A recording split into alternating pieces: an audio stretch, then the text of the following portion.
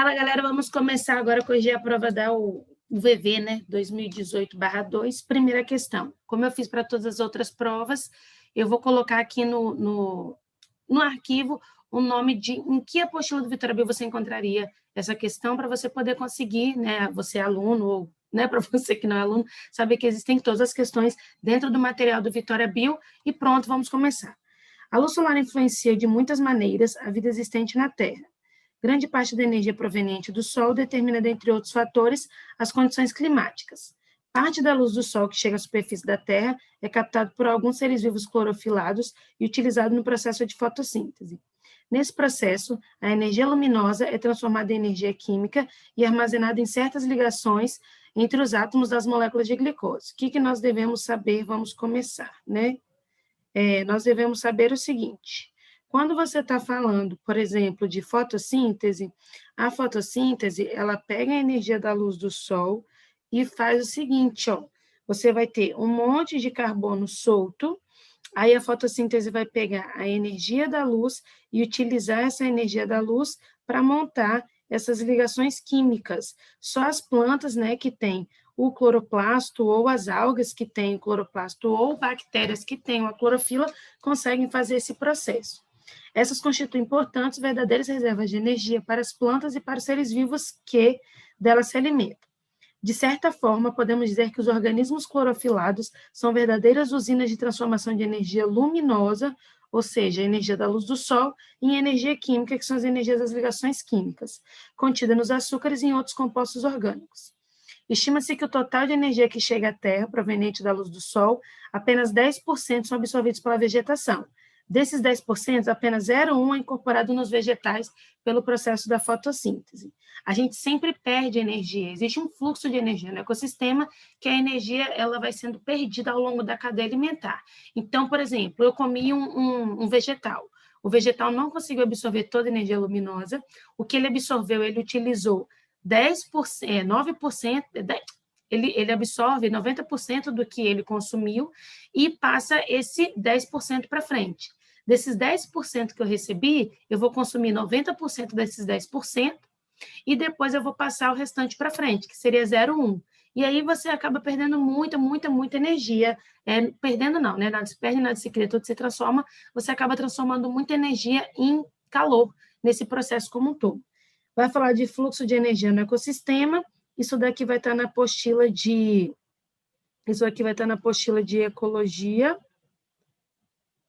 ecologia, na parte de fluxo de energia e matéria, tá bom? Fluxo de energia e matéria.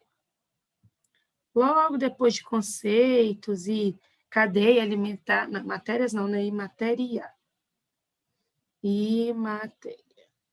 Então, vamos lá. Grande parte da substância orgânica que a planta sintetiza durante a vida é consumida na sua própria respiração, que fornece energia para mantê-la viva. Muita gente acha, e eu não sei por quê, que planta só faz fotossíntese e que animal só faz respiração. Mas a verdade é que animal só faz respiração. E o que significa respiração celular? Você pegar aquela glicose que estava toda produzida, 1, 2, 3, 5, 6, e a respiração celular quebra todas essas ligações aqui para produzir o ATP. Só que qual que é a diferença? Essa glicose, quando você está falando de um respirador, ela tem que comer, o respirador tem que comer essa glicose, enquanto que um fotossintetizante, ele consegue produzir a glicose, que depois ele utiliza no processo de respiração celular. Então, está falando assim, ó, grande parte das substâncias orgânicas que a planta sintetiza, ou seja, a glicose durante a vida, é consumida na sua própria respiração, que fornece energia para mantê-la viva. A 1 está certo, então vamos eliminar esse e esse. Vamos para 2. Os produtos primários são o primeiro elo na transferência do alimento para os demais componentes da cadeia trófica. E com o alimento também está sendo transferida energia. O alimento é a glicose é o alimento, mas a energia são as ligações entre os carbonos. Ligações entre carbonos das glicoses. Carbonos. E aí está falando aqui, os produtores primários são o primeiro elo na transferência do alimento. Sim, você tem uma cadeia produtor, aí depois você tem consumidor primário, aí depois você tem consumidor secundário, e assim vai. O primeiro elo de transferência de energia é de quem? Do produtor para o primeiro consumidor. Isso daqui está certo. 3. Na transferência de energia de um nível trófico para outro, há uma regra importante. Nos ecossistemas, a quantidade de energia disponível aumenta à medida que está sendo transferida? Não, ela vai diminuir porque tem uma perda de energia na forma de calor. Na verdade, você tem uma transformação de energia química em energia térmica. Então, a 3 está errado. O fator de haver um aumento na energia em cada nível trófico, não acontece um aumento de energia a cada nível trófico, acontece uma diminuição de energia a cada nível trófico. Permite compreender por que uma cadeia alimentar não tem mais do que 4 e 5 elos. Se aqui tivesse escrito assim, o fator de haver uma diminuição de energia em cada nível trófico, o restante estaria certo. Quanto mais longa for a cadeia, maior a quantidade disponível para os níveis tróficos mais elevados, menor a quantidade de energia, porque ela vai sendo perdida. Parte da matéria e da energia existente nas plantas é perdida por morte ou pela excreção.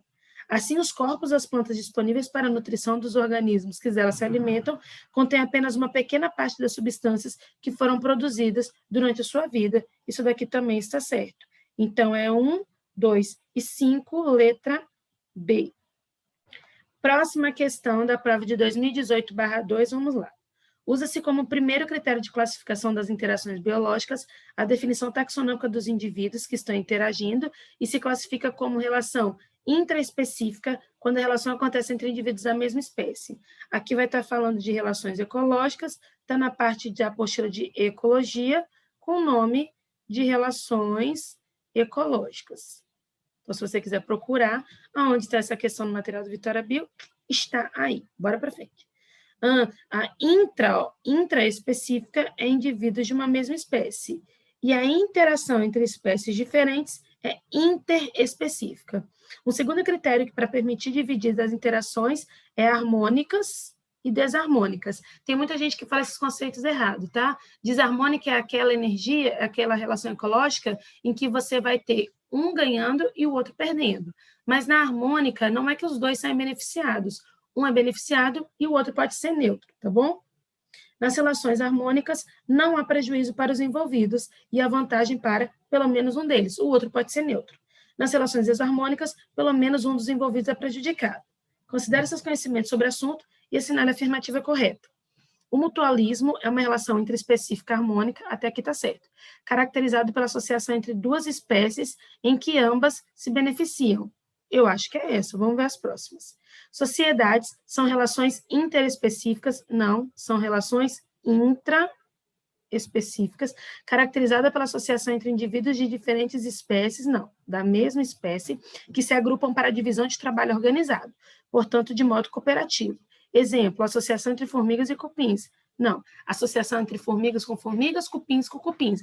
O resto está certo. Você tem na sociedade uma divisão de tarefas. Então, por exemplo, você tem na abelha a abelha rainha, que serve para produzir os filhotes, você tem o zangão, que serve para fazer sexo com a rainha, e você tem as operárias, tá? O parasitismo é uma relação desarmônica, tá certo? Caracterizado pela associação em que uma das espécies, geralmente a menor, vive sobre ou dentro da outra, alimentando-se dela, porém, geralmente, sem matá-la. Parasitismo é uma relação desarmônica, tá certo? Caracterizado pela associação em que uma das espécies, geralmente a menor, vive sobre ou dentro da outra, alimentando-se dela, nutrindo-se dela, porém, geralmente, sem matá-la. Essa daqui também não me parece que está errada, não. Bom. Gente, já viu que está errado, não. O mutualismo é uma relação interespecífica entre espécies diferentes. Falei, gente, o que está acontecendo? Entre espécies diferentes. A competição interespecífica é uma interação desarmônica, tá certo? Que gera prejuízo para ambas as espécies? Nunca é para ambas as espécies. Uma espécie sai vitoriosa e a outra não ganha nada. É caracterizada pela relação entre indivíduos de espécies diferentes que concorrem por diferentes fatores do ambiente existente em quantidades limitadas, tá certo? O restante está certo, só ele que estava errado, tá? O comensalismo é uma relação desarmônica? Não, é uma relação harmônica. Então, é a letra C mesmo. Em que uma das espécies beneficia, mas com pouco prejuízo para a outra. Não, uma beneficia e para a outra é neutra. O benefício pode estar relacionado ao alimento ou qualquer outro fator, como suporte e abrigo. Suporte e abrigo, por exemplo, bromélia e árvore, a gente coloca como epifitismo, fitismo. Se fosse para animal, inquilinismo. Beleza? Bora para a próxima questão. Prova da UVV 2018/2, terceira questão. Quando o botânico sueco Linneu publicou o trabalho Sistema Naturae, em 1735, eram considerados apenas 2 reinos, o vegetal e o animal. Em 1866, o zoólogo Ernest Haeckel criou o termo protista para designar um conjunto de organismos simples, eucariontes, que não eram caracterizados nem como animais e nem como vegetais. No novo reino protista, enquadrar-se-iam as bactérias, os protozoários, os fungos e as algas. Em 1956, o biólogo H.F. Copeland propôs a criação de um novo reino monera, que abriga os seres de natureza celular mais simples. Estabeleceu-se dessa forma um sistema de 4 reinos: monera, protista, vegetal e animal. Em 1969, o zoólogo Robert Whittaker sugeriu que os fungos fossem levados à categoria de um novo reino. Surgiu assim o sistema que a gente conhece hoje de 5 reinos, mas esse sistema também já está desatualizado. Se eu não me engano, em 2019 foi proposto... 2019 não. 2009 foi proposta uma nova classificação e aí está se adotando com várias outras coisas, inclusive criou um reino dos seres vivos que tem vírus, tá? Então, os vírus seriam o reino dos vírus. Mas aí ainda não caiu no livro didático, enfim. Isso daqui está na apostila de Sistemática e Microbiologia, Sistemática e Microbiologia, Biologia, na parte de diversidade. Diversidade. Com relação à caracterização dos reinos, avalie as afirmações a seguir. O reino Plantae é caracterizado por organismos eucariontes, está certo. Pluricelulares, está certo. Então, eucariontes tem carioteca. Pluricelulares são formados por várias células. E autotróficos fotossintetizantes, está certo. A parede celular é de celulose e o amido é a principal substância de reserva. Está tudo certo aqui, tá bom? As plantas têm como parede celular a celulose e o amido realmente é a substância de reserva. O reino monera abriga exclusivamente os seres unicelulares procariontes. Nesse reino estão 2 tipos distintos dos organismos: as eubactérias ou bactérias e as arqueobactérias ou árquea. Tanto isso aqui está certo também, mas a arqueobactéria e as bactérias, e as eubactérias, são organismos que começaram a se mostrar muito diferentes, além da organização, colocou eucarionte? Não, unicelular procarionte, da organização celular. Eles só têm em comum serem procariontes. Mas, por exemplo, a parede celular é de composição diferente, o material genético é de composição diferente, não, mas de enovelamento, de formato, tudo diferente, e a árquea fica muito mais próximo dos eucariontes na escala evolutiva do que a dos próprios procariontes. O resultado disso é que Monera hoje foi um reino extinto e foi elevado à categoria de domínio. Então, hoje a gente tem o domínio das arqueias, hoje nós temos o domínio das eubactérias e temos os eucários. Aí ficou mais ou menos assim, ó, quando você olha um cladograma, isso daqui vai ser as eubactérias, que são as bactérias, né, que a gente conhece como bactéria, as arqueias, que agora são considerados os organismos que são procariontes, mas grupo irmão dos eucários.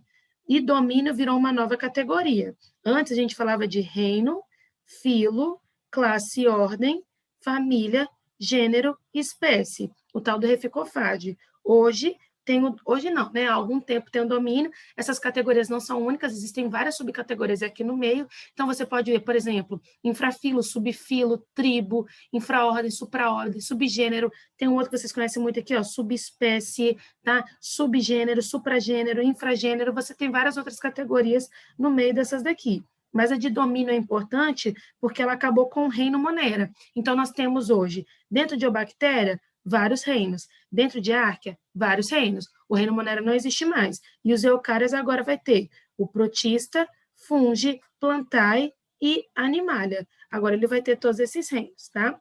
O reino protista abriga organismos eucariontes, tá certo? Com estrutura e modo de vida bastante variados, tá certo?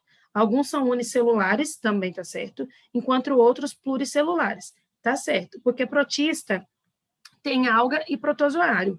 A alga seria pluricelular, tá certo. O protozoário seria unicelular, tá certo.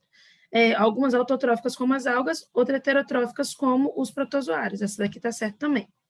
O reino fungi reúne organismos eucariontes, tá certo.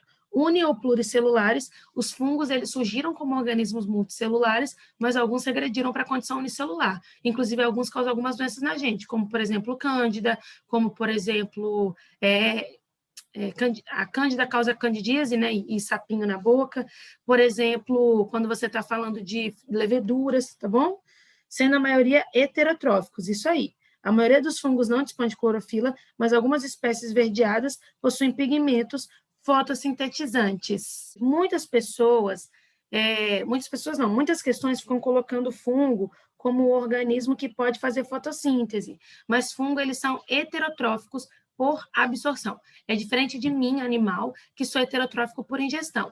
Eu, Camila, quando eu quero comer alguma coisa, eu pego essa coisa, coloco na boca, mastigo e como. Os fungos não. Eles lançam as enzimas para fora do corpo, fazem uma digestão extracorpórea, depois ele suga esse alimento, ele faz esse processo de absorção. Existem animais que fazem esse processo também, um deles é a aranha. A aranha, ela faz uma digestão extracorpórea, mas ao invés de sugar o alimento pelas células e tudo, o estômago bombeador faz e o restante da digestão acontece dentro do tubo. Mas, enfim.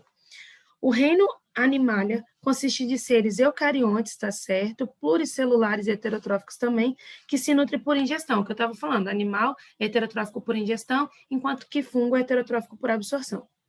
De substâncias obtidas de outros seres ou de vários tipos de detritos encontrados no ambiente. Além de ser o reino que inclui o maior número de seres vivos, é o reino com maior biodiversidade. Isso daqui está certo. Então, 1, 2, 3 e 5 nessa questão aqui, letra D. Bora para frente.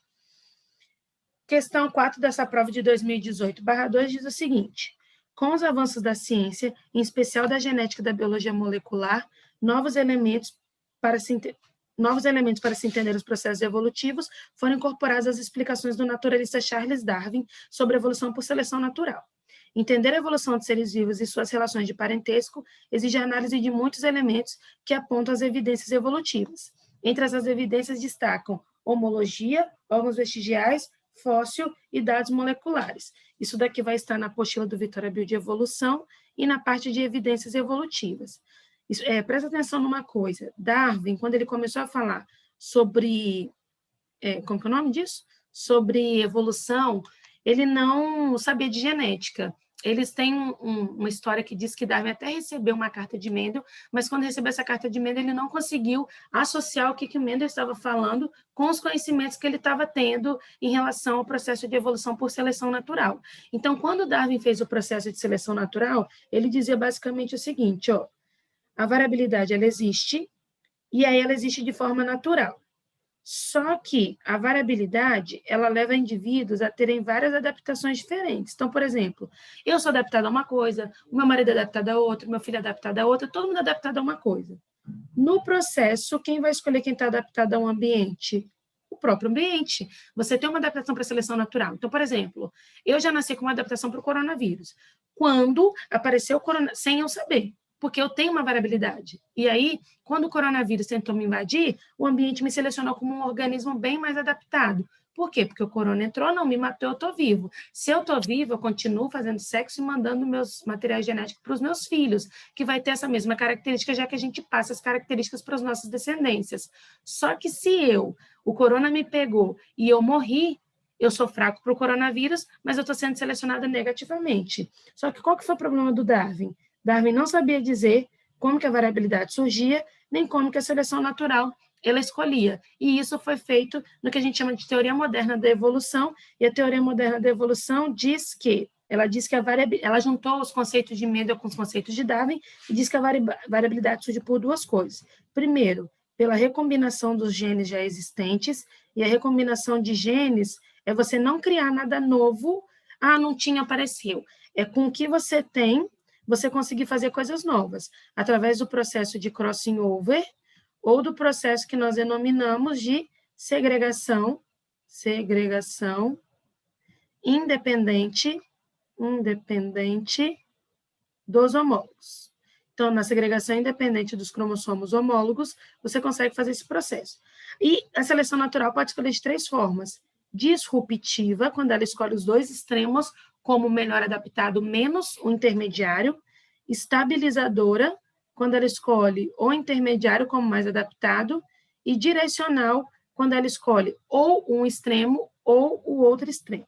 Aí está falando assim, ó, considere seus conhecimentos sobre o assunto e assinale a afirmativa correta. Há uma relação inversa entre semelhança na sequência de bases nitrogenadas dos ácidos nucleicos das espécies e a proximidade evolutiva entre as espécies.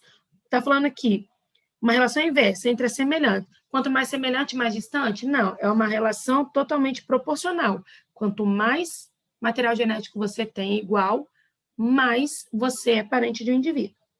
A modificação nos ácidos nucleicos fazem parte do processo de evolução, ou seja, a mutação faz parte do processo de evolução. Mas não foram essas modificações que permitiram a grande diversidade de seres vivos. Claro que foi. Uma das coisas foi a mutação. Essa mutação cria variabilidade, e aí a variabilidade... Coloquei aqui mutação? Ah, não, só coloquei como recombinação genética, né? A mutação, diferente da recombinação genética, tem a capacidade de fazer o processo de criação de novas características. Então, se você não tem mutação, não surge nada diferente, nada na dica de nada. Características, tá? Então, bora para frente. A comparação da sequência de bases nitrogenadas do DNA e do RNA ou das proteínas de espécies diferentes não possibilita o estabelecimento do grau de parentesco entre evolutivo da espécie. Possibilita. Quanto mais próximo suas proteínas e seu material genético, mais parente você é. Quanto mais diferente, mais distante você é. O estudo dos fósseis nos possibilita conhecer os organismos que viveram em épocas remotas e muitas vezes sob condições ambientais diferentes das atuais. No entanto, esses fósseis não fornecem indícios de seu parentesco evolutivo com as espécies atuais. Claro que indica, dependendo do ambiente, mostra, por exemplo, se você conseguir extrair a genética desse fóssil, você consegue fazer o processo de mapeamento genético. Às vezes, algum fóssil ele é preservado e aí você consegue, né, ver a semelhança com as espécies atuais. Nada a ver. Os órgãos vestigiais são aqueles que, em alguns organismos, são de tamanho reduzido e geralmente não têm função, por exemplo, o apêndice, mas em outros organismos são maiores e exercem função, tá certo? A importância evolutiva desses órgãos vestigiais é indicação de parentesco evolutivo. Eu tenho um apêndice e um coelho também. O meu não é funcional, o do coelho é. Quer dizer que nós viemos de um mesmo ancestral que tinha um apêndice, mas a espécie humana foi escolhido o indivíduo da espécie humana que tinha esse apêndice pouco desenvolvido, a gente não utilizava muito, mas os vegetais que nesse apêndice você consegue degradar vegetal, foi selecionado positivamente. Isso daqui está certo. Bora para a próxima. Inclusive, uma prova da Multivix, inclusive que até repetiu, né, porque teve vazamento de prova, colocou um avestruz e perguntou qual a importância, qual o significado evolutivo da asa do avestruz, já que essa asa era considerada um órgão vestigial. Muita gente colocou que era para voar. Não é. Para dar equilíbrio, não é. O órgão vestigial não tem função, tá? O que acontece é que a importância evolutiva, a importância no contexto evolutivo é mostrar que os avestruz têm um grau de parentesco com as aves, porque eles têm o mesmo órgão que a ave tem. Próxima questão. Questão 5 da prova da UVV de 2018/2. Quase todas as funções dinâmicas de um organismo vivo dependem das proteínas. Essas macromoléculas contribuem com mais de 50% da massa seca da maioria das células e são imprescindíveis nas várias funções dos organismos. Todas as proteínas são compostas pelo mesmo conjunto de 20 aminoácidos ligadas na forma de polímeros não ramificados. A variedade das proteínas depende do quantitativo, ou seja, da quantidade. Então, aqui vai estar falando de proteína. Proteína você vai achar na apostila de bioquímica, no tópico de proteína. Então, o módulo é bioquímica, o tópico proteína. Aí está falando que a proteína depende da quantidade, sequência e tipo de aminoácido. Não está aqui, né? Mas quantidade, se eu tenho 10, eu tenho 20, proteína diferente. Sequência, se eu tenho, por exemplo, 3 valinas e 3 glicinas, e 3 valinas, 3 glicinas, uma proteína. 3 valinas e 3 glicinas, outra proteína. Uma valina, uma glicina, uma valina, uma glicina, uma valina, uma glicina, outra proteína. Então, depende do tipo, quantidade e sequência de aminoácido. Toda proteína desempenha uma função importante nos seres vivos e algumas dessas proteínas são bem conhecidas como o colágeno, que é uma proteína abundante nos tendões, nas cartilagens e nos ossos, além da pele, sem considerar sua presença no sangue como transportador de hormônios. Essa daqui não está certo. O colágeno, ele não está no sangue como transportador de hormônios. A queratina, que está presente na superfície da pele, nas veias do bico das aves, nas garras, nos pelos dos vertebrados, entre outros, e se apresenta em estrutura globular. A queratina tem estrutura fibrosa, o resto está certo. A quitina e miosina são proteínas importantes nos músculos e desempenham um papel biológico de contração muscular e são fundamentais para o movimento, tá certo? É o deslizamento da quitina sobre a miosina, não importa se for no músculo estriado ou no músculo liso, que faz com que a gente consiga contrair. Qual a diferença, então, né, de músculo liso e músculo estriado? No músculo estriado, a quitina e a miosina estão organizadas em sarcômeros, né? Aí elas deslizam sobre as outras. No músculo liso, elas ficam enrodilhadas no músculo. A albumina, que é a proteína mais abundante no plasma, onde confere viscosidade e pressão osmótica do sangue, enquanto que na clara do ovo funciona como reserva alimentar para os embriões. Tá certo. No nosso corpo, ele faz pressão oncótica, e aí permite com que a água fique sempre dentro do vaso sanguíneo, ao invés de ficar acumulada nos tecidos. E na clara do ovo serve como reserva para te dar energia, né? Por isso que muitos atletas, quando não querem comer carboidrato para ter energia, se concentram na produção e comer albumina. As enzimas que catalisam todas as reações que ocorrem nos seres vivos são bem específicas para o seu substrato, além de se caracterizarem por estrutura globosa. Então, é 3 e 4, questão, essa daí é a letra D. As enzimas têm proteínas globosas e aí elas formam um sítio de ligação. Bora para frente. Questão 6 da prova de 2018/2. As plantas medicinais são utilizadas na medicina popular em forma de chás, tinturas, garrafadas ou na medicina, cujo uso de plantas é respaldado pelo estudo dos princípios ativos e das suas atividades farmacológicas. Muitas plantas são pesquisadas com o objetivo da cura do câncer ou de outras doenças. A espécie Cataranthus roseus, por exemplo, conhecida popularmente como Maria Sem Vergonha, é fonte de mais de 70 alcaloides, muitos deles, inclusive, importantes para a medicina. O Brasil abriga no seu território em torno de 1/5 de todas as espécies de angiospermas, grande parte ainda totalmente desconhecidas. E aí, quando você olhar as alternativas, vai estar falando de planta. Planta, você vai achar na apostila de botânica, e vai estar falando principalmente da parte de flores, essas coisas. Mais especificamente, você vai encontrar isso na parte de angiosperma, tá? Sobre esse grupo botânico, é possível afirmar que o pistilo da flor é formado por estruturas denominadas de anteras e filetes. Vamos lá. É a matéria que todo mundo gosta. A planta tem uma parte feminina e a planta tem uma parte masculina. A parte feminina é denominada de pistilo, a parte masculina é denominada de estame. O pistilo é denominado de uma dobradura de uma folha que a gente chama de carpelo. Então, às vezes, você vai ver por aí um monte de gente falando que pistilo é sinônimo de carpelo e não é. Pistilo é a estrutura feminina derivada da dobradura de uma folha que a gente denomina de carpelo. A folha é denominada carpelo. Aí, o pistilo tem três partes. Isso daqui, ovário. Aí, você tem aqui o que a gente chama de estigma.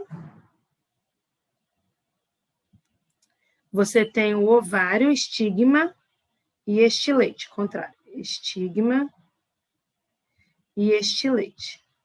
Estilete. E aí, estilete. E você tem o estame. O estame, ele é formado por um pedaço e um lobo aqui, tá? Isso daqui a gente chama de antera. E isso daqui a gente chama de filete. Então, vamos lá, ver o que está falando. O pistilo da flor é formado por estruturas denominadas antera e filete. Não, antera e filete é o estame. As flores que apresentam pistilo, mas não apresentam estames, são denominadas pistiladas, né, gente? E quem tem estame e não tem pistilo, pistiladas. Enquanto as que têm estame são denominadas estaminadas. Essa daqui também já estava esquisita, né, por si só. As pétalas e sépalas são consideradas partes do fruto, já que não participam do processo reprodutivo, e são inseridas no interior desse órgão. Não, pétala e sépalas são verticilos protetores, vão proteger os órgãos reprodutores. E o processo reprodutivo é feito só pelos órgãos reprodutores. A flor é formada por um órgão feminino, o androceu. Andro, gente, quer dizer homem, ó, andropausa, homem, é gineceu. Gineceu. E aí a flor é um órgão, é formada por um órgão masculino, tá bom? Eita, nós! As angiospermas apresentam sementes dispostas no interior do ovário, aqui dentro, que após a fecundação dá origem ao fruto. O ovário, após a fecundação, dá origem ao fruto. A gente fala aqui para vocês poderem pensar duas coisas, tá? Que quando o ovário se desenvolve, é igual fruto. Quando o óvulo é fecundado, é igual semente. Então, você tem a semente e você vai ter o fruto. Bora para a próxima. Questão 7 da prova de 2018/2 da UVV. A primeira vez que se associou uma doença humana a um fator genético transmitido de forma mendeliana foi no início do século passado, quando foi descrita a alcaptonura, distúrbio relacionado ao metabolismo de um aminoácido. Atualmente, muitos erros inatos no metabolismo, gente, erros inatos do metabolismo é aquele que você nasce com ele, e aí é uma doença genética. Pode ser diagnosticado precocemente, o que evita ou atenua o efeito da doença. Um distúrbio clássico causado pela ausência da fenilalanina hidroxilase é a fenilcetonúria, detectado precocemente pelo teste do pezinho. Indivíduos portadores da doença não conseguem metabolizar um aminoácido, né, a fenilalanina, que se acumula no organismo, gerando distúrbio, como retardo mental e outros. O que acontece? A fenilalanina ela é precursor de diversos aminoácidos. Então, quando você tem a fenilalanina e essa enzima funcionando, a fenilalanina hidroxilase, você consegue transformar a fenilalanina nos outros compostos. Porém, se você não tem a enzima, a fenilalanina não é transformada e acaba se acumulando. E o acúmulo dela é neurotóxico. Aí está escrito assim: indivíduos do sexo masculino afetado e não afetado, respectivamente. Esses indivíduos aqui são afetados e os outros não afetados. O que a gente tem que saber quando você olha um heredograma? Você sempre vai procurar pais iguais. O que é pai igual? Pai que é normal, pai normal. Ou você procuraria pai afetado e pai afetado. Pais, né? Pai e mãe afetado.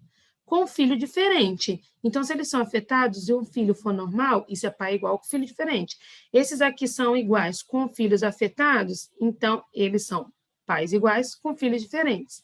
O diferente sempre vai ser recessivo e aqui sempre vai ser heterozigoto. Então, os pais sempre serão heterozigotos e o filho sempre é recessivo. Por que isso acontece? Porque você, sendo igual a outro indivíduo, só consegue gerar um indivíduo diferente se você está com o gene escondido no seu genótipo. Aí está escrito assim: os filhos não afetados podem ser representados pelo genótipo azão-traço, porque podem expressar a doença nos descendentes. Eles são normais, eles são azão-traço, tá certo? Você não pode falar se é azão-azão ou azão-azinho, porque você não sabe. Mas está falando assim, pode ser representado pelo genótipo azão-traço, tá certo? Porque podem expressar a doença nos seus descendentes. Sim, se eles forem azão-azinho, e aí tiver um outro parceiro azão-azinho, e eles passarem um azinho-azinho para o filho pode ser afetado. Talvez seja esse. Os dois filhos portadores de PKU apresentam genes dominantes? Não, genes recessivos. A segunda filha é portadora da doença, a segunda menina é portadora da doença, por ser homozigótica igual à mãe. Não, ela é azinho, a mãe é heterozigoto. Igual a mãe, não. O primeiro filho é portador da doença, já que apresenta o genótipo azão-azinho? Não, azinho. O pai é heterozigoto, está certo. Enquanto a mãe é homozigota? Não, se a mãe fosse homozigota, ela teria doença. Então, a gente acertou. Isso daqui é letra A, está na apostila de genética, na parte de heredograma. Bora para frente. Questão 8 da prova de 2018/2. Há pouco tempo foi divulgado pela mídia um processo de bronzeamento feito em lajes de casa. Apenas uma fita isolante para deixar marquinha na pele, bem malandra. O processo chamou mais atenção quando a cantora Anitta gravou um clipe com a tal fita adesiva. As pesquisas científicas têm mostrado o cuidado a ser tomado com o tipo de radiação sobre a pele. Existem 3 faixas de radiação ultravioleta, UVA, UVB e UVC. A primeira, de menor energia, penetra profundamente na pele, bronzeia, mas danifica as fibras colágenas e elásticas. A UVB é de intensidade energética intermediária e a principal causa de câncer de pele. A UVC de maior energia, felizmente, é barrada na camada de ozônio. Considere seus conhecimentos sobre o tecido epitelial. Se falou de tecido epitelial, vai estar na apostila de histologia, na parte de mesmo nome, tecido epitelial. Pronto, bora para frente. Então, vamos falar assim, Vamos ver o que está acontecendo. A pele é constituída de diferentes tipos de tecido, tá certo? Dentre as quais dois são básicos, o tecido epitelial e o tecido conjuntivo de consistência rígida e modelada. Não, esse que é o problema. Vamos lá. A pele é um órgão, tá? Como todo órgão, é composto por vários tecidos. Um tecido é o tecido epitelial. O outro tecido é o tecido conjuntivo. O tecido epitelial, ele forma a epiderme. Aí ele é um tecido epitelial estratificado, ou seja, formado por várias camadas, mais ou menos 30, pavimentoso, então a última camada é achatada, e queratinizado, então depósito de queratina para impermeabilizar a pele. O tecido conjuntivo a gente chama de derme, mas aí a derme é dividida em duas partes. A derme que eu chamo de derme papilar, que é tecido conjuntivo propriamente dito frouxo, e a derme reticular, que é tecido conjuntivo propriamente dito denso não modelado. Então, aqui fala que é formado por dois tecidos, o tecido epitelial conjuntivo, de consistência rígida e modelada? Não, porque o tecido conjuntivo propriamente dito denso modelado está no tendão e no ligamento. As células da epiderme são repostas de forma contínua por mitose a partir do extrato basal, tá certo? E as novas células são continuamente empurradas para a superfície e passam a sintetizar queratina. Tá certo. Aqui você elimina 1 e barra 2 tá certo. A exposição à luz solar desencadeia a síntese de melanina pelos melanócitos, e o pigmento se espalha pela pele e confere proteção relativa à ação danosa dos raios ultravioletas. Quando você vai para o sol e fica mais escuro, é porque você estimula os melanócitos. Todos nós temos as mesmas quantidades de melanócito, mas não conseguimos produzir a mesma quantidade de melanina em cada melanócito. Melanócito é a célula que produz melanina. Então, o que está acontecendo aqui? Toda vez que você vai para, por exemplo, para o sol, você está agredindo a sua célula e o seu corpo. E o melanócito, ele produz a melanina porque a melanina é um fator de proteção natural, é um sandal que você tem que te protege contra a radiação UVA, UVB e UVC. A pele negra não tem necessidade de produzir melanócitos quando em contato com os raios ultravioletas. Nós não produzimos melanócitos, para começar, nós nascemos com a mesma quantidade de melanócitos, produzimos melaninas, então já está tudo errado. Então aqui vai ser essa daqui, mas vamos ver o que está errado com o outro. Ao contrário dos indivíduos de pele albina que produzem uma quantidade elevada de melanócitos, gente, nada a ver. O cuca-carça, né? Quem é albino não consegue produzir a melanina porque falta uma enzima que a gente chama de tirosinase. Os melanócitos derivam da crista neural do embrião e invadem a pele durante a 12ª e 14ª semana de gestação. Suas células são grandes produtoras de melanina, que estão distribuídas na camada basal da epiderme e na junção dermo-epidérmica. É bem assim, né? Eu falei para vocês que a epiderme ela é estratificada, sendo que a última camada é pavimentosa, e ainda você tem um depósito de queratina. Aí você tem várias camadas. Uma aluna minha falou assim que, para poder gravar, ela lembrou como gravar, ou preciso ao contrário, como gravar essa bosta. Então, as primeiras camadas, camada basal ou germinativa. A segunda camada, camada espinhosa. A terceira camada, granulosa. A quarta camada, córnea, tá? Essa camada basal fica produzindo células, empurrando as células para cima, que começam na granulosa ganhar grãos de queratina, e aí a queratina consegue fazer esse processo todo a queratina consegue fazer esse processo todo, vou pegar esse aqui, de impermeabilizar. Só que aí existe uma célula que invade isso daqui e ela tem prolongamentos. Essa célula aqui a gente chama de melanócito.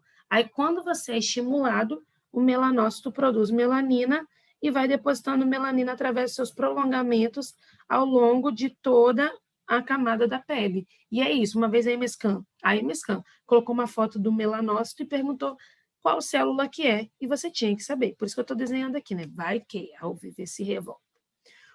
O produtor natural, a melanina, existe em quantidades diferentes para cada indivíduo, visto que se trata de um pigmento que confere a cor da pele. Os melanócitos emitem prolongamentos em direção à superfície da epiderme, que se insinuam entre as células epiteliais. Tá certo, né? Acabei de falar, nem tinha visto a alternativa. Letra E, bora para a próxima questão. Questão 9 da prova de 2018/2. As células de todos os seres vivos precisam receber os nutrientes necessários à vida, assim como eliminar os produtos de seu metabolismo. Nos animais, há dois tipos de sistema circulatório, o aberto e o fechado.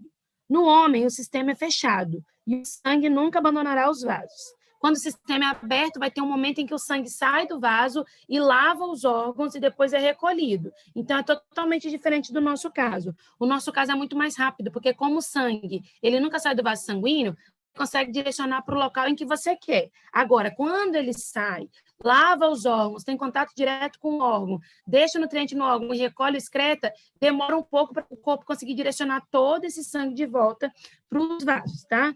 Aí está falando, no homem, o sistema é fechado e o sangue nunca abandona os vasos. Tá, isso eu já li. A troca de nutrientes entre o sangue e tecidos é realizada pelos capilares, uma grande rede de vasos de paredes finas. Quando você tem, existem 3 vasos no seu sistema, vamos colocar isso daqui, né? Isso vai estar na apostila de fisiologia, sistema cardiovascular.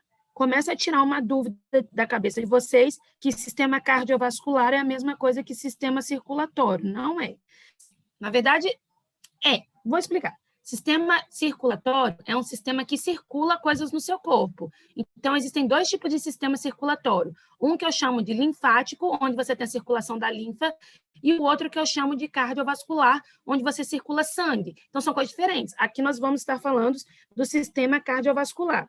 E é o sistema cardiovascular, um dos sistemas circulatórios, ele vai ter 2 componentes, né, principais, 3, na verdade. São 3 componentes. O primeiro componente a gente chama de coração, que é esse órgão aí.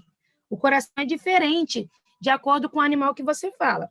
Por exemplo, quando você fala do coração, tá? De um peixe, o coração de peixe só tem 2 cavidades, um átrio e um ventrículo. Quando você está falando do coração de um anfíbio, o anfíbio ele tem um coração com 3 cavidades, é tricavitário. E aí o coração do anfíbio ele tem 2 átrios e um ventrículo só.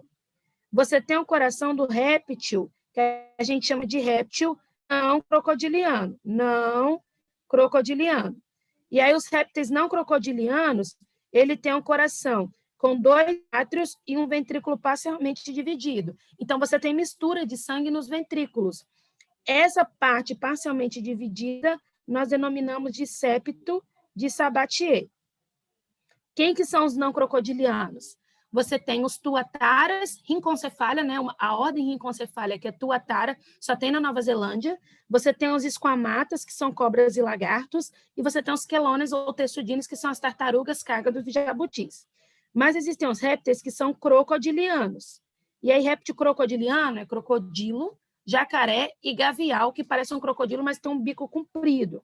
Os répteis crocodilianos têm um coração totalmente dividido. Mas aí, na saída da artéria, a artéria sai como se fosse um cone que depois se ramifica. Então, você tem mistura de sangue nesse ponto aqui. E aí, esse ponto é chamado de foramen de Pannisa.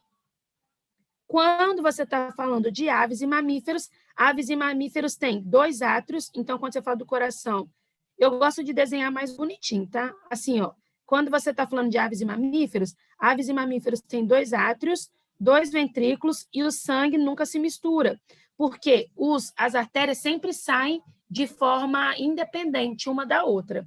E esse coração que vai diferenciar, por exemplo, para ave e mamífero, é que a ave, a artéria aorta tomba para a direita, aí o coração é tombado para a direita, enquanto que para mamífero, a artéria aorta é deslocada para a esquerda, então tomba para a esquerda, tá? Então você tem um coração que serve para bombear o sangue que passa pelo coração não irriga o coração, a artéria aorta depois se ramifica, inclusive na artéria aorta coronária, que vai irrigar o coração. Você tem o sangue é um tipo de tecido conjuntivo, que você tem um plasma e você tem as células sanguíneas. E você tem os vasos sanguíneos, que são vasos por onde passam o sangue. Aí você tem a artéria, que é um vaso onde o sangue passa por pressão. Você tem a veia, que é quando o sangue circula com a ajuda da contração da musculatura e ele não retorna por causa das válvulas que tem dentro da veia. E você tem o capilar, que é formado só por tecido epitelial. a gente chama de endotélio para facilitar as trocas. Então, quando uma artéria vem, ela vai se ramificando, vai perdendo algumas camadas, primeiro se transforma em arteríola, depois transforma em capilar. Quando uma veia é formada, primeiro ela é capilar, ganha algumas camadas, chama de vênula, quando está completa, chama de veia. O capilar é como se fosse o encontro da artéria com a veia.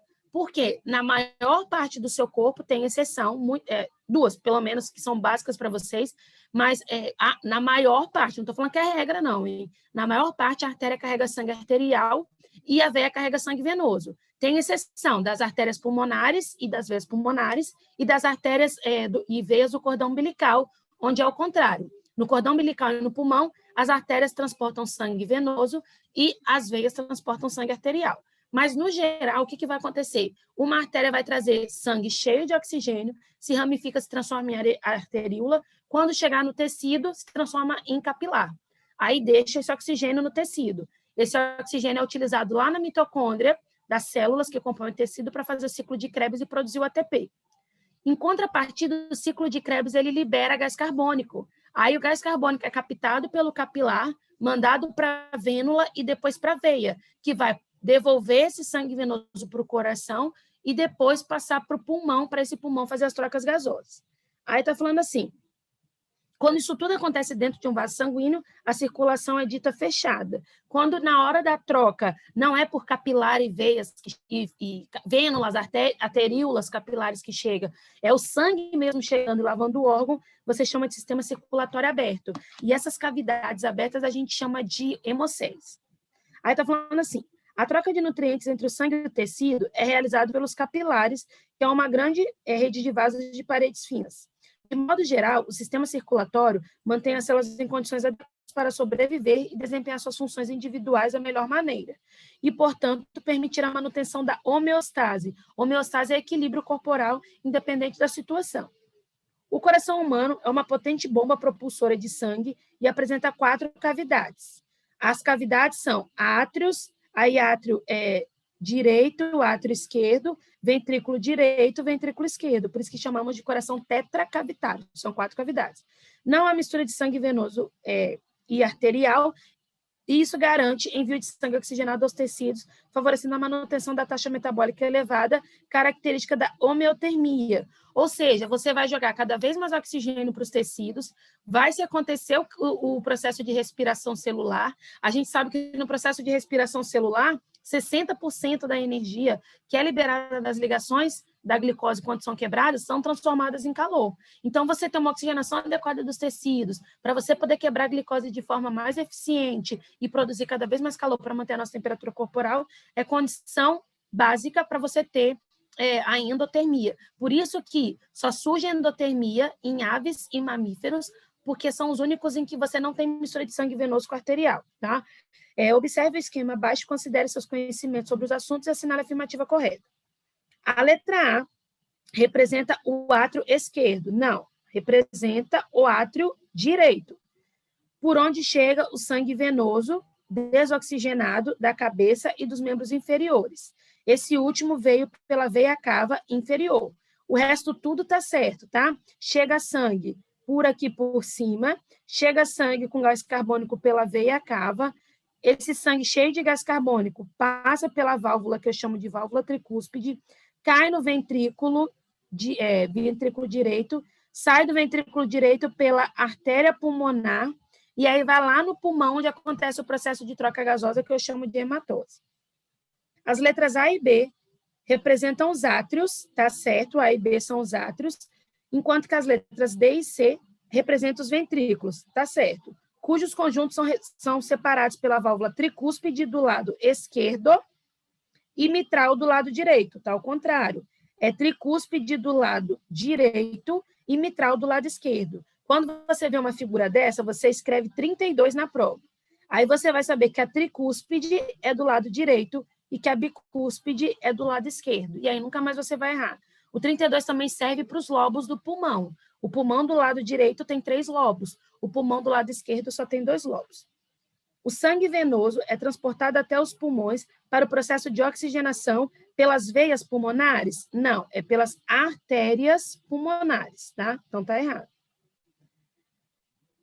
Na diástole, que é o relaxamento, o sangue passa dos átrios para os ventrículos, que após forte contração denominada sístole, lança o sangue para duas grandes artérias, a pulmonar e a aorta. E essa distribui o sangue para a cabeça e para o restante do corpo, tá certo? Quando você tem a sístole dos átrios, e aí você tem a diástole dos ventrículos, vai passar o sangue do átrio para o ventrículo. Fecha as duas válvulas, tricúspide e bicúspide, você vai escutar o tum do coração. Aí, depois, o ventrículo vai entrar numa sístole gigantesca, aí ele contrai de uma vez só. Na hora que ele contrai de uma vez só, vai passar sangue tanto para a artéria pulmonar, que vai levar esse sangue para o pulmão para ser oxigenado, tanto para a artéria aorta, que vai levar o sangue oxigenado para o restante do corpo. Tá certo isso daqui. E aí você tem um fechamento assim, ó, das válvulas semilunares, que é o taque do coração. Aí você escuta tum, atrioventricular, taque semilunar, tá, tum, tac, que é o ciclo cardíaco. No momento em que a musculatura do átrio se contrai, denominado sístole atrial, a pressão exercida no sistema de vasos e artérias é denominada pressão sistólica arterial, que é de aproximadamente 120 milímetros de mercúrio, e cai por volta de 80 no momento da contração dos ventrículos. O conjunto caracteriza o trabalho cardíaco. Não é na sístole atrial, é sístole ventricular.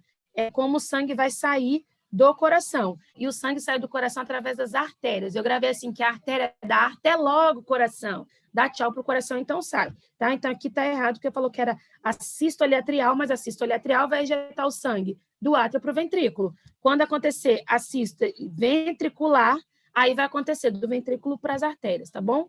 Então, é isso. Questão 10. Diariamente, o nosso organismo é invadido por uma infinidade de partículas estranhas, denominadas antígenos, provenientes do ar que respiramos, da água que bebemos e dos alimentos que comemos. Isso vai estar falando de sistema cardiovascular. Eu coloquei aqui, nem marquei aqui, né? D. Isso aqui vai estar falando de sistema cardiovascular. Não, mentira, vai estar na apostila de fisiologia, na parte de sistema imune, que vai estar relacionado com o seu processo de defesa corporal, tá? Os seus sistemas de defesa. Aí, vamos lá, ver o que está falando. Está falando que também somos invadidos sem perceber por bactérias, vírus, fungos e protozoários, muitos deles causadores de doenças e produtores de toxinas que podem prejudicar seriamente nosso organismo ou mesmo causar a morte. Imunidade é a resistência ou a proteção contra algo, normalmente relacionada com doenças e infecções que podem atacar o organismo. A imunidade é um conjunto de mecanismos que defendem o corpo de agentes infecciosos invasores. Algumas doenças como desnutrição, AIDS, câncer, anemia, lúpus e alcoolismo diminuem naturalmente a imunidade do nosso organismo. O que é imunidade? A imunidade pode ser de dois tipos. Você pode ter imunidade, que a gente chama de imunidade, como que é o nome? Imunidade celular, que é quando feita pelos linfócitos TCD8. Então, TCD8 é chamado de killer. Ele procura qualquer célula que está com algum problema. Então, por exemplo, uma célula foi invadida por vírus, essa célula está com problema, não está normal. Ele vasculha o seu corpo atrás de células desse jeito, reconhece e joga nessas células uma substância que eu chamo de perforina. Aí a perforina vai perfurar essa célula e essa célula acaba sendo eliminada. Existe a imunidade que a gente chama de imunidade humoral também, que é quando você ela é feita através dos plasmócitos. Os plasmócitos são linfócitos linfócitos B ativo, que vai produzir o que a gente chama de anticorpo. E aí o anticorpo é uma proteína em formato de tipo um estilingue, assim, que vai procurar o agente causador da doença e enfraquecer, para facilitar depois os macrófagos de vir e fazer o processo de eliminação desse agente causador do seu corpo, que a gente chama de antígeno. O que é imunização? Imunização é o ato de ganhar a imunidade. Ato de ganhar imunidade. Aí a imunização pode ser classificada de acordo com duas formas. Ela pode ser classificada como ativa ou passiva. Quando a imunização ela é ativa, o nome já diz, ela fala para o seu corpo produzir anticorpo. Então, você produz anticorpo e produz células de memória. É uma imunização permanente.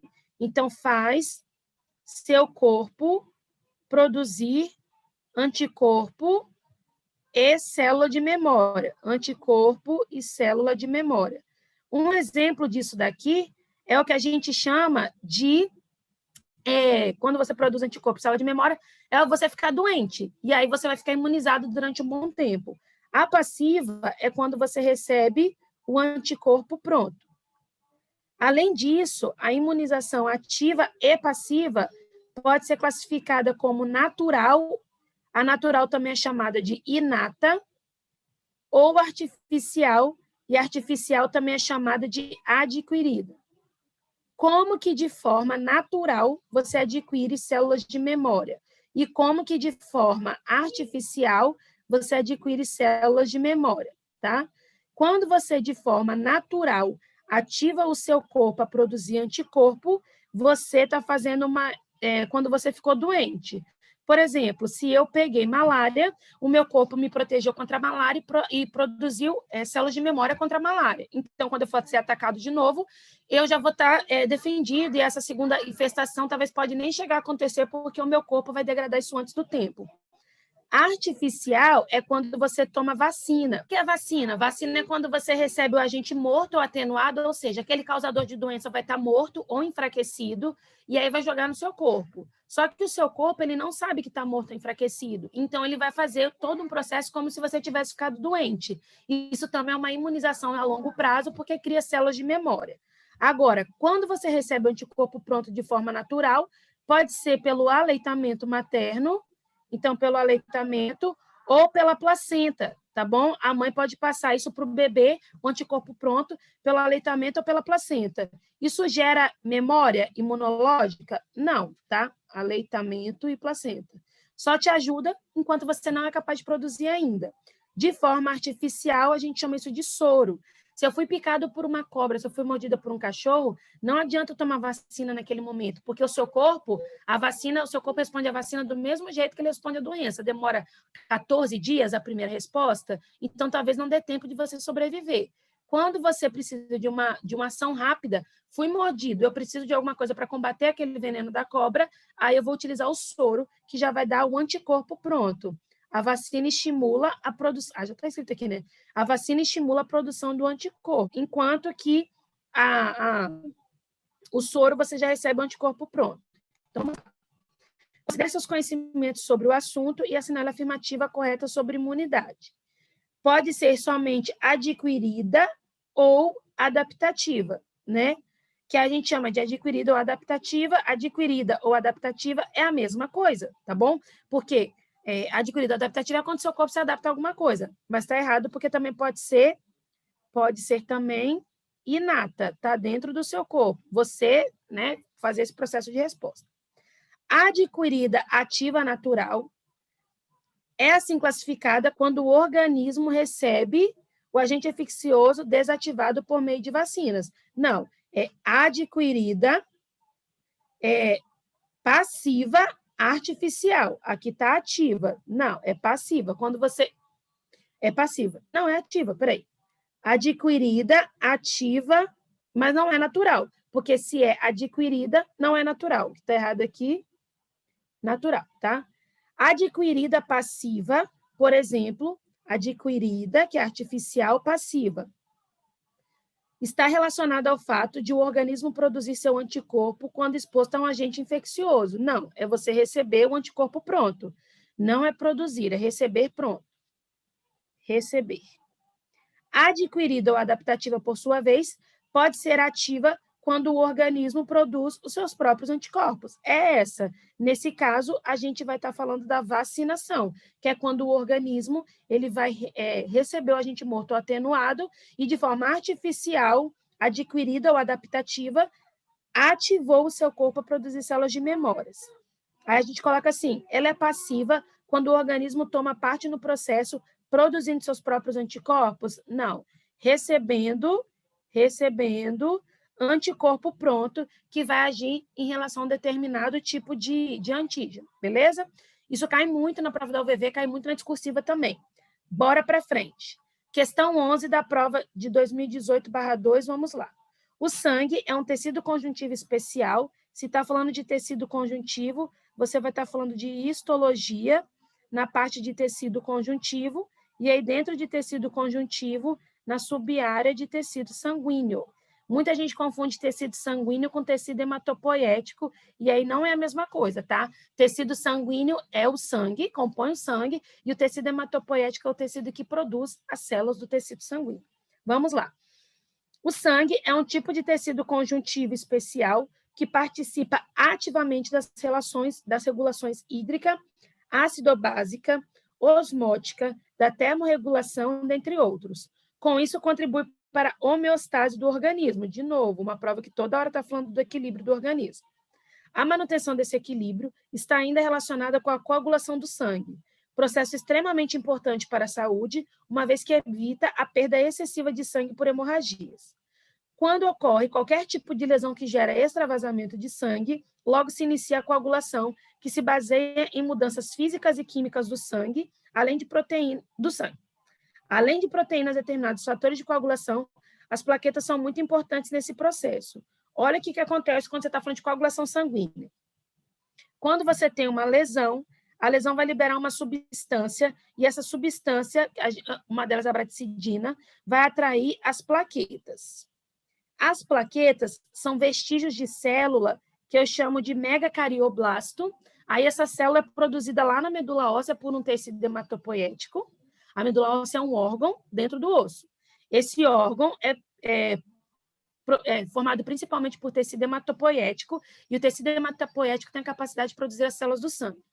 Toda vez que você fala de tecido conjuntivo, blasto quer dizer um tecido jovem que produz matriz. Cito quer dizer um tecido velho que não produz matriz. Aí o que acontece? O megacardioblasto é produzido pela medula óssea, enche de grãos, se transforma em megacariócito. O megacariócito, quando se fragmenta, forma as plaquetas. Então, plaqueta não é célula, é pedaço de célula. E lembra que eu falei que o megacardioblasto, antes de se transformar em megacariócito, ganha um monte de grãos? Esses grãos trazem junto com eles uma enzima que eu chamo de enzima conversora de tromboplastinogênio. Então, você vai ter a enzima conversora de tromboplastinogênio. O que é o tromboplastinogênio? Não, enzima conversora de tromboplastina, desculpa. O que é tromboplastina? É uma enzima, uma substância ativa que é produzida derivada do tromboplastinogênio. O tromboplastinogênio, é uma proteína produzida pelo fígado, e geralmente quando ela está no formato de gênio, coisas que têm um gênio são inativas. Quem que vai ativar o tromboplastinogênio? Essa enzima conversora de tromboplastina, que é trazida pelas plaquetas. Aí a enzima conversora de tromboplastina converte tromboplastinogênio em tromboplastina. Pronto. Quando isso daqui acontecer, desencadeia o processo de coagulação sanguínea, que tem várias e várias reações aqui, mas que no final acontece isso daqui, ó. A tromboplastina desencadeia uma série de reações, e essas reações elas vão culminar lá no final, tá? Com a conversão de protrombina em trombina, e a trombina vai terminar a cascata de coagulação, porque ela vai ser super importante para converter fibrinogênio, que também é inativo, produzido no fígado, em fibrina. A fibrina é uma rede de proteínas branquinha que vai impedir o sangue de extravasar, tá? Isso tudo precisa do cálcio e da vitamina K. O cálcio e a vitamina K auxiliam aqui como cofator e coenzima, e o cálcio também auxilia nessa etapa aqui. É muito importante para você fazer a trombina ficar uma proteína ativa e converter fibrinogênio em fibrina. Isso daqui é a cascata de coagulação. Vamos ver agora as alternativas, tá bom? No ponto de lesão de um vaso sanguíneo, ocorre grande aglomeração dos glóbulos vermelhos, das plaquetas e dos leucócitos, que são responsáveis pela liberação da trombina, enzima responsável pela coagulação sanguínea. Não é glóbulo vermelho, não é plaqueta, não é leucócito, é só plaqueta, tá? No efeito cascata da coagulação, a protrombina associada à vitamina K, tá certo até aqui, converte-se em trombina e se adere ao vaso lesionado, resultando na retenção dos elementos figurados do sangue, paralisando a hemorragia. Não é a trombina que faz isso, não. A trombina depois fibrinogênio e fibrina, e é a fibrina que retém esse processo, tá? Então, aqui, cadê? Vamos tirar a protrombina e trombina, tá? É fibrinogênio e fibrina. Letra C. As plaquetas, elemento figurado do sangue e importante para a coagulação sanguínea, são corpúsculos de várias formas, provenientes da fragmentação de grandes células da medula óssea que apresentam núcleo irregular e poliploide. A plaqueta não tem núcleo irregular e poliploide, mas essas grandes células da medula óssea têm. Então, pode ser essa daqui. Vamos ver as próximas. As hemácias e os glóbulos... As hemácias, que são os glóbulos vermelhos, e os leucócitos, formam uma rede que retém o coágulo. Não é hemácia, nem os leucócitos que formam uma rede. É uma proteína que a gente chama de fibrina, uma rede proteica de fibrina. O fibrinogênio, que ao converter-se em fibrina pela ação da protrombina, não é protrombina, é trombina.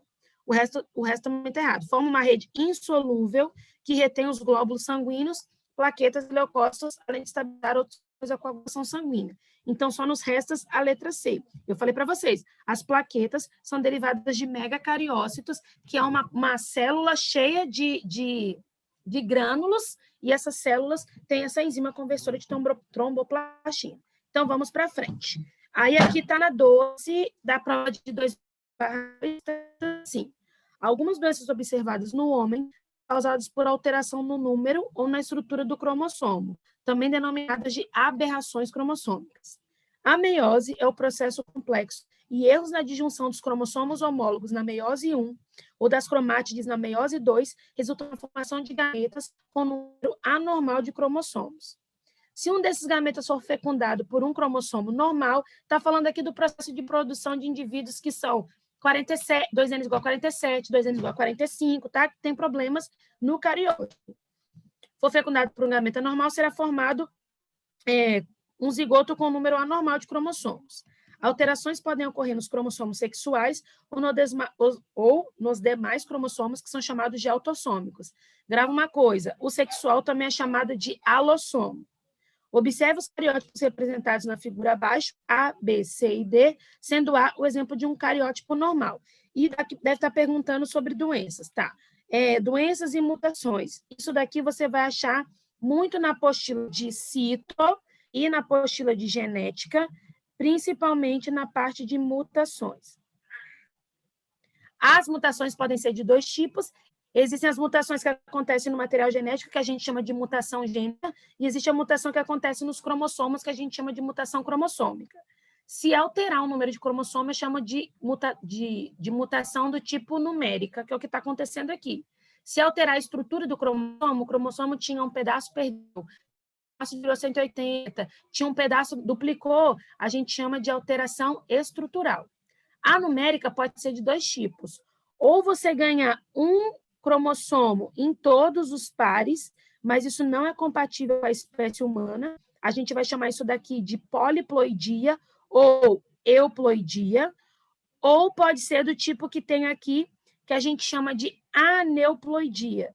O que é aneuploidia? É quando você ganha ou perde um cromossomo no conjunto todo. Ganha ou perde um cromossomo no conjunto todo. Vou dar um exemplo. Quando você fala da espécie humana, nós somos 2N igual a 46. Quer dizer que nós estamos aos pares. Esse 2 significa que estão aos pares.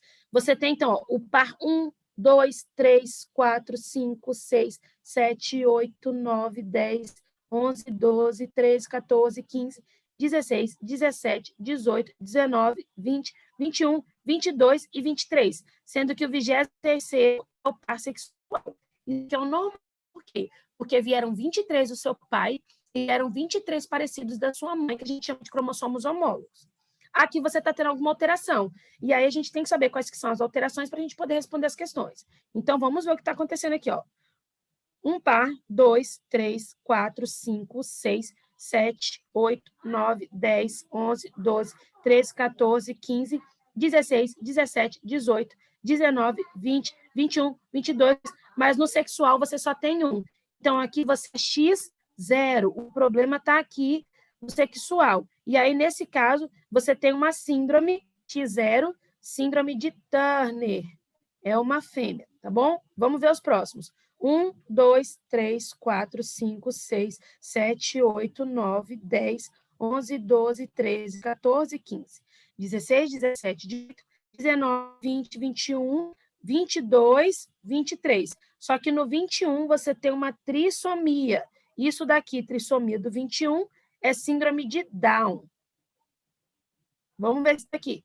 1, 2, 3, 4, 5, 6, 7, 8, 9, 10, 11, 12, 13, 14, 15, 16, 17, 18, 19, 20, 21, 22. E no 23º você é X, XY. Também você tem 3 no sexual. Isso daqui é uma síndrome que nós denominamos de síndrome de Klinefelter. Se você tem um Y, obrigatoriamente você vai ser homem, tá? Então, se você não tem, você também... Aí, obrigatoriamente, você vai ser mulher. Na síndrome de Klinefelter, você é um homem que tem 2 cromossomos X.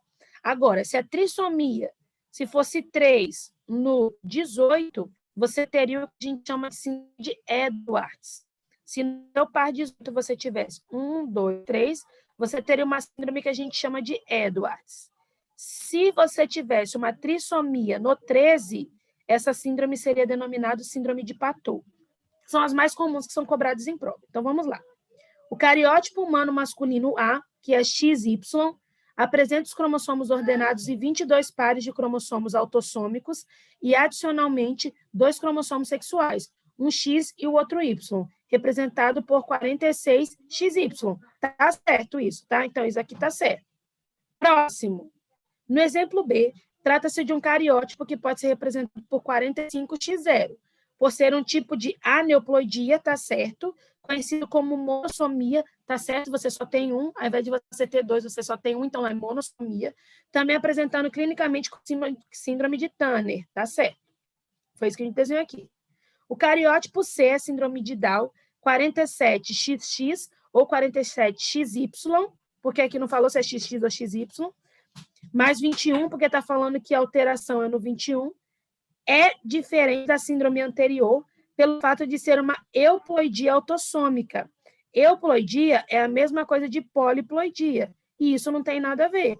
Aqui a gente vai estar falando de uma aneuploidia. Então, não é nem euploidia nem poliploidia, é uma aneuploidia, com aumento de um cromossomo 21, resultando na trissomia do 21. A única coisa que é errada é porque ele fala que é euploidia, e eu já falei para vocês que isso daqui é uma aneuploidia, tá?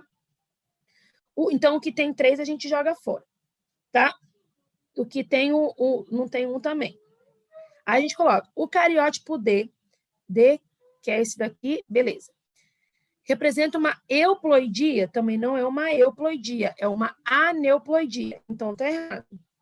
A variação de cromossomos pode ser representada por 2N menos 1 monossomia, no caso de Turner, que é 2N menos 1, que aí você tinha 45 agora, 2X, 2N mais 1, que aí você vai ter 47, 2N menos 2, que você vai ter uma nulissomia, ou 2N igual a 4, que é uma tetrassomia. Isso daqui está certo. Então, a resposta correta aqui, nesse caso, é letra C.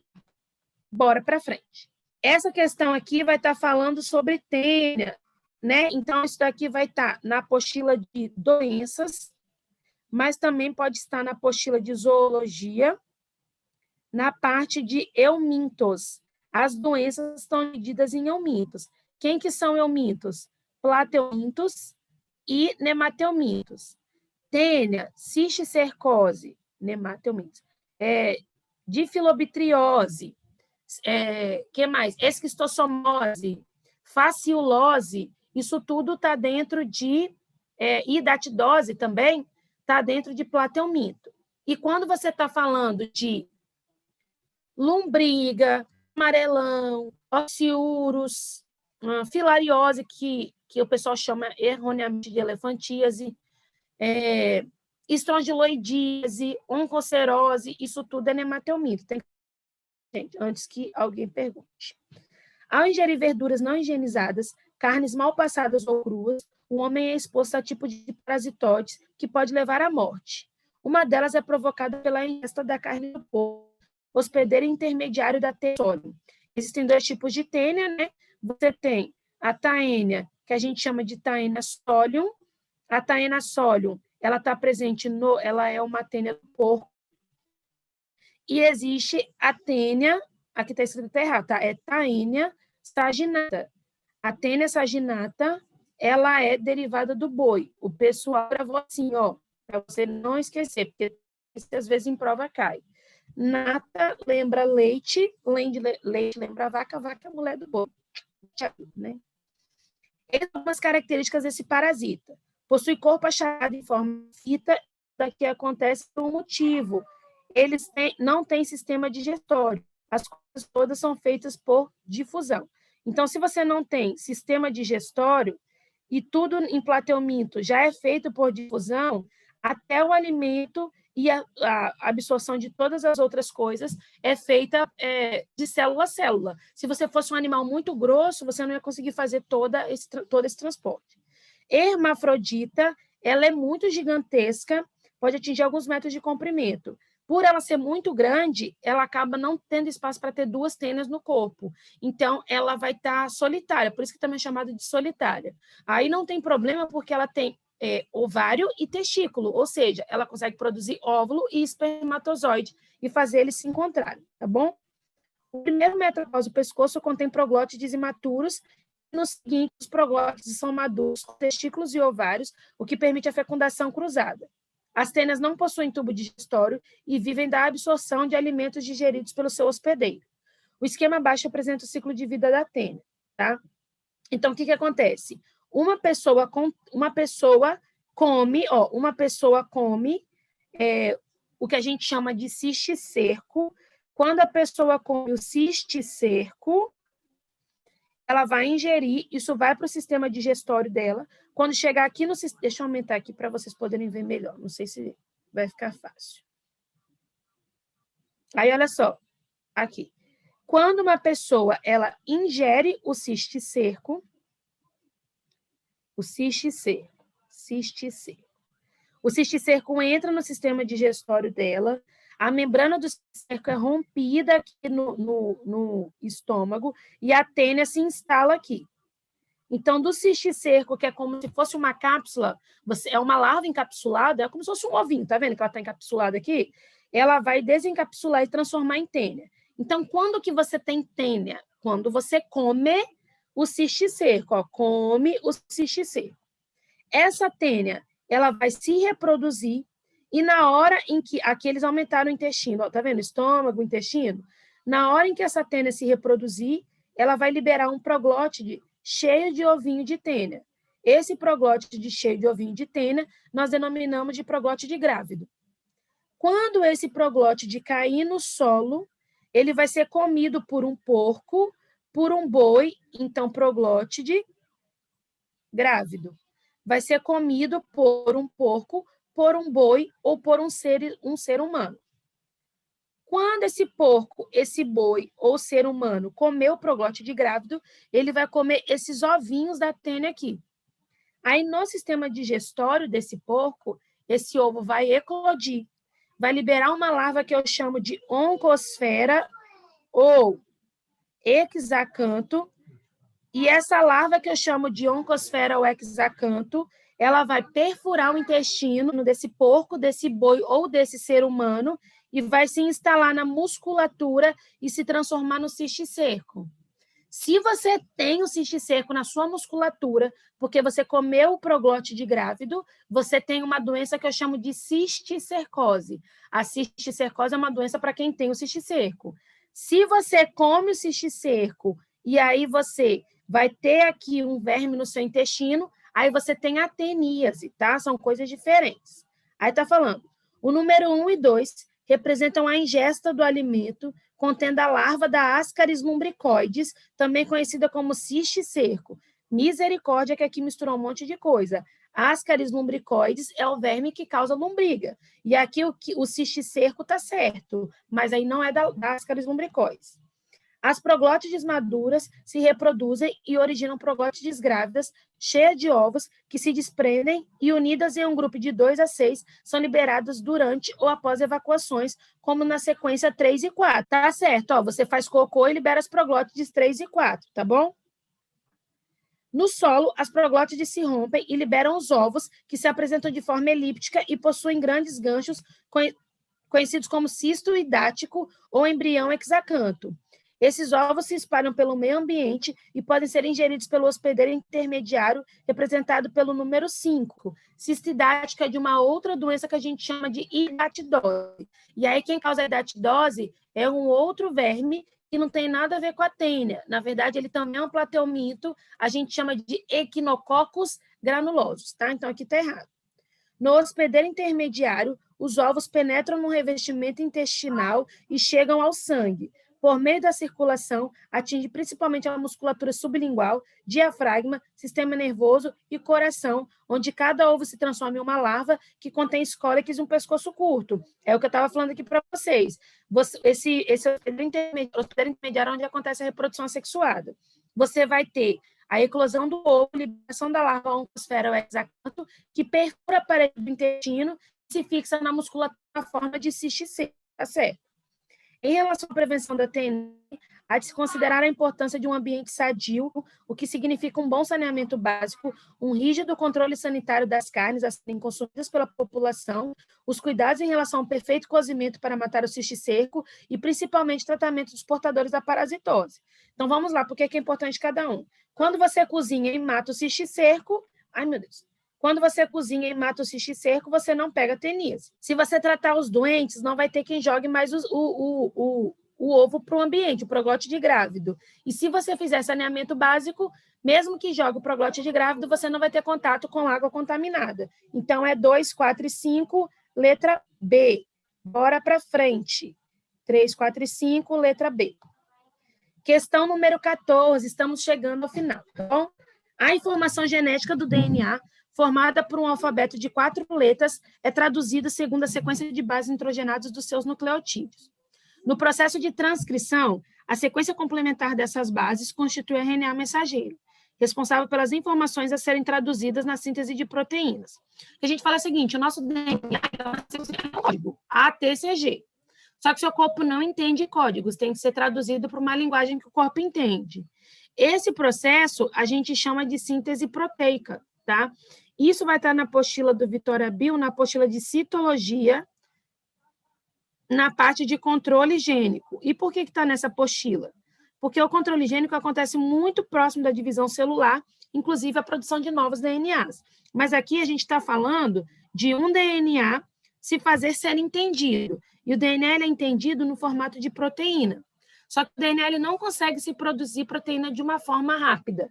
Primeiro, ele vai ser convertido em RNA, depois esse RNA é convertido em proteína. Esse RNA ele carrega a mensagem do DNA, por isso que ele é chamado de RNA mensageiro. Ele é uma xerox do DNA.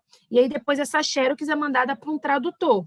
Então, primeiro você pega a informação que estava do DNA e transcreve em uma xerox. Por isso que esse processo é chamado de transcrição. Essa xerox tem a mensagem do DNA, que vai ser levada para um tradutor fazer a tradução e transformar aquela sequência de códigos em proteína, em aminoácidos, que é no futuro da origem à proteína, tá? E aí a gente fala o seguinte, o código genético estabelece a equivalência entre a sequência de trinca de bases do RNA mensageiro e a sequência de aminoácidos nas proteínas dos seres vivos. A combinação de 3 bases resulta em 64 tipos diferentes de código, o que significa o seguinte, os códigos, eles não são, por exemplo, A significa um aminoácido, B significa outro aminoácido. Não. Se você tem uma sequência assim, ó, por exemplo, o DNA, deixa eu mudar essa cor aqui. O DNA, ele é, vamos dizer que o DNA, ele é assim, ó, A, T, T, C, C, G, C, T.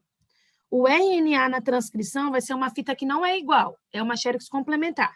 Então, onde tem A, você colocaria T, mas não existe timina no RNA, então seria U. Aí ficaria UAA, GGC, GT, seria A. Então, ficaria assim. Para o RNA produzir isso em proteína, o que vai acontecer? Você vai procurar cada sequência de 3 letras aqui e ver o que esse código significa na tabela de aminoácidos, tá? Eu acabei pegando o pior exemplo, que tem 3 códons que a gente fala UAA, UAG e UGA, para gravar, dá para você lembrar assim, ó, o amor, amor, o amor gostoso e o gostoso amor. E quando você pensar nisso, eles são códons que a gente chama de códon de parada, ó, stop códon aqui, ó. Stop, cadê o outro? Start não, cadê o outro? Stop, stop. Então, quer dizer, o AA, o AG e o GA não produzem aminoácido, mas a ideia básica é essa. Não é cada letra que vai produzir um aminoácido, é uma sequência de trinca. E existem 20 aminoácidos que a gente consegue produzir. Mas se você combinar 3 e 3 letras, você consegue produzir 64 tipos de código. Aí, na análise combinatória, você consegue produzir 64 tipos de código. O que eles observaram? Que seu código genético é degenerado. Às vezes, um aminoácido, vou pegar o exemplo aqui da prolina, ela pode ser codificada por vários códons diferentes. Por exemplo, CCU, CCC, CCA, CCG. Então, se eu for CCU e sofrer uma mutação e virar CCC, não vai fazer diferença, porque CCU e CCC codificam a mesma coisa. Agora, um problema não, né? Um problema grande eu teria se eu fosse CCU e substituísse e ficasse CUU, porque CUU já vai codificar a leucina. Então, muitas das mutações que a gente sofre, a gente não percebe, a gente chama de mutação silenciosa, porque você pode produzir o mesmo aminoácido no local. Aí está escrito assim: analise os seguintes itens sobre as hipóteses apresentadas sobre o código genético. O código genético é degenerado, já que o aminoácido leucina é o único a ser traduzido por 4 tipos diferentes de combinação de bases nitrogenadas. Não, o nosso código genético é degenerado porque vários códons modificam o aminoácido, não só por causa da leucina, é por causa de todos os outros aminoácidos. O código genético não tem pontuação. E a metionina é o aminoácido iniciador da síntese proteica, mesmo que haja outras metioninas na estrutura da proteína. Essa daqui está certo, porque olha só, presta atenção nessa sequência. ACC, UAG, não, AUG, AUG, CCC, AUG, GGC, UAA, CCC, AUG, GGG e assim vai. Como que você vai começar a ler esse código? Você vai procurar uma trinca que começa com AUG. Aqui não tem AUG, aqui não tem AUG, mas aqui tem, ó. Então, a proteína começa aqui. O códon de iniciação é sempre AUG e AUG sempre é uma metionina. Até onde vai essa proteína aqui? Até onde você achar um códon de parada, que é o AA, o AG e o GA. Então, por exemplo, aqui é a metionina. A próxima trinca é qual? CCC. Aí você vai olhar na tabela. Como que você procura? A primeira base é C. Então, quando você vê que a primeira base é C, você descobre em qual linha que vai estar. Vai estar na segunda linha. A segunda base também é C. Então, você descobre em qual coluna que vai se encontrar oh, meu Deus. Em qual coluna que vai se encontrar aquele aminoácido. Então, você já viu aqui, ó, o quadrado que se formou, tá? Aqui. A terceira é o C. Então, você vai vir aí direto e vai ver qual que é. Ó. Esse C é prolina. Então, aqui é prolina. Aqui, de novo, você teve um AUG. Esse AUG que você teve é metionina. Iniciou uma proteína? Não, quer dizer que nessa proteína você tem metionina. GGC, vamos olhar aqui. Vou mudar até a cor, ó. Primeira letra G, segunda letra G, então vai estar nessa linha e vai estar nessa coluna. E aí a terceira é GGC, tá? C. C vai estar aqui, ó. GGC é glicina. Então, aqui é glicina. Aí você achou o AA. O AA, o amor-amor, é um códon de parada, que dá o stop. Essa primeira proteína acabou aqui, tá bom? Quantos aminoácidos vai ter essa proteína? Aqui parou. A proteína é daqui até aqui. Ele vai ter metionina, 1 aminoácido, prolina, 2 aminoácidos, metionina, 3 aminoácidos, glicina, 4 aminoácidos. Aí você vai continuar a procurar a linha. Achei um novo AUG aqui. Esse AUG é uma metionina, que vai começar uma nova proteína, vai ser a proteína 2, até achar um códon de parada, e assim vai. Então, o código genético não tem ponto final, você está vendo. A metionina é um aminoácido iniciador, tá certo. Mesmo que haja outras metioninas na estrutura proteica, se você tem uma metionina aqui, começou aqui, Aí, até você achar um códon de parada, vai ser a mesma proteína. No final do processo de tradução, cada proteína formada apresenta uma sequência de nucleotídeos. Proteína, gente, é sequência de aminoácidos. Todo código genético é universal, uma vez que codifica proteínas de todos os seres vivos, além de possuir os dois únicos códons terminadores. O A e o AG não são dois únicos códons terminalizadores, não. É o A, o AG e está faltando o gostoso amor, o GA. Existe uma perfeição em relação ao código genético pelo fato de o mesmo códon jamais codificar mais do que um aminoácido. Eu chamo isso de não ambíguo. Então, presta atenção. Quando você fala de um aminoácido, eu posso falar assim para você, me fala da leucina. Aí você vai falar assim, Camila, eu não sei qual códon que codifica a leucina, porque a leucina ela pode ser codificada por vários códons. Por exemplo, CUU, CUC, CUA, CUG. Mas e se eu virar para você e falar assim, qual que é o aminoácido que é codificado pelo CCG? Aí você vai falar assim, ó, com certeza, CCG vai ser prolina. Então, você nunca tem dúvida de qual aminoácido um códon origina. Isso quer dizer que o DNA não é ambíguo. Mas você pode ter dúvida qual códon gerou o aminoácido. Quer dizer que ele é degenerado. Então, 15, última questão.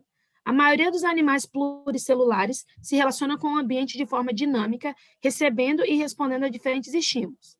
A percepção da luz, variação de temperatura, som e substâncias químicas fica a cargo do tecido nervoso. Esse tecido apresenta dois componentes principais, o neurônio e vários tipos de célula da glia. Isso você vai achar na apostila de histologia, na parte de tecido nervoso. Tá? Então, vai estar falando sobre essas características. Os neurônios influenciam diversas atividades do organismo e liberam neurotransmissores e outras moléculas informacionais. Os neurônios possuem morfologia complexa, porém quase todos apresentam três componentes: os dendritos, o corpo celular e axônio. Cada um tem uma função. Tá? Os dendritos são receber o estímulo, passar para o corpo celular e o axônio tem a função de direcionar o estímulo. Direcionar o estímulo. Então, a propagação do sistema nervoso é sempre dendrito, corpo celular e axônio, sempre nesse sentido aqui, tá? Os anestésicos de ação local atuam sobre os axônios, posto que suas moléculas se ligam aos canais de sódio e bloqueiam o impulso nervoso. A figura abaixo mostra neurônios pré- e pós-sinápticos e chama atenção para a propagação do impulso nervoso e o local da sinapse. Sinapse é onde você tem um encontro. Então, aqui é uma sinapse neuro, porque está acontecendo de um neurônio com outro neurônio. Então, eu chamo de neuroneuronal. E aí, esse neurônio aqui, que a gente chama de pré-sináptico, antes da sinapse, esse aqui é o pré-sináptico, ele libera um neurotransmissor que estimula o dendrito do neurônio pós-sináptico, tá? Considere o texto, a figura e seus conhecimentos, assinale as afirmativas abaixo. O impulso nervoso é conduzido em um único sentido, sendo assim chamado de polulífugo. Ele foge dos polos, uma vez que ele parte do corpo celular em direção ao axônio, e é quando se constata a lei do tudo ou nada, tá? A gente fala que essa transmissão, ela é centrolífugo, e foge do centro. O centro vai estar aqui e vai em direção aos polos, tá? Então, aqui é centrolífugo, foge do centro, tá bom? E vai do dendrito para o corpo celular e depois para o axônio. A interação entre dois neurônios pode ser feita por meio de sinapses diferentes, sendo a química mais representativa com a liberação de neurotransmissores na fenda sináptica, que é detectado pelo segundo neurônio, certo? Então, eu falei que o pré-sináptico libera o neurotransmissor que é detectado pelo pós-sináptico. Mas existe um outro tipo de sinapse que é menos comum, geralmente relacionado com seus órgãos dos sentidos, que é a sinapse elétrica. O neurônio já fica em contato direto com a estrutura que ele vai estimular e passa um impulso elétrico de um neurônio para o outro, sem cair no buraco, enfim. No processo de transmissão do impulso nervoso, o neurotransmissor é liberado dentro da célula, o que dispara o processo de transmissão do impulso nervoso. Não é liberado dentro da célula, não. O neurotransmissor é liberado nessa fenda sináptica, tá? No corpo celular do neurônio, há um grande núcleo, mitocôndrias, complexo Golgiense e retículo endoplasmático rugoso, além de um complexo de rede de fibrilas, conhecida como microtúbulos e microfilamentos. Está certo. O núcleo para comandar as ações, a mitocôndria para ter energia. O complexo de Golgi e o retículo endoplasmático rugoso, que pode ser chamado de substância tigroide ou corpúsculo de Nils, deixa eu anotar aqui. Você pode ver escrito como substância tigroide, também denominado tigroide, também denominado de corpúsculo de Nils. Isso daqui vai ser um retículo endoplasmático rugoso muito desenvolvido que produziu os neurotransmissores. E aí, os neurotransmissores são produzidos aqui no corpo celular e através de microtúbulos, que é um tipo do citoesqueleto, vai ser mandado e vai ser acumulado lá na terminação axônica. Os corpos celulares são encontrados em todos os tecidos de um organismo, a começar pela substância cinzenta do encéfalo, já que são indispensáveis ao crescimento, ao metabolismo geral dos neurônios e à regeneração das suas ramificações. Então, não é encontrado em todos os tecidos, não. Às vezes, o corpo celular fica fora e só chega nos tecidos os axônios. Então, o correto é 2 e 4. E com isso, a gente termina essa prova de 2018/2. Até a próxima. Beijo. Tchau, galera.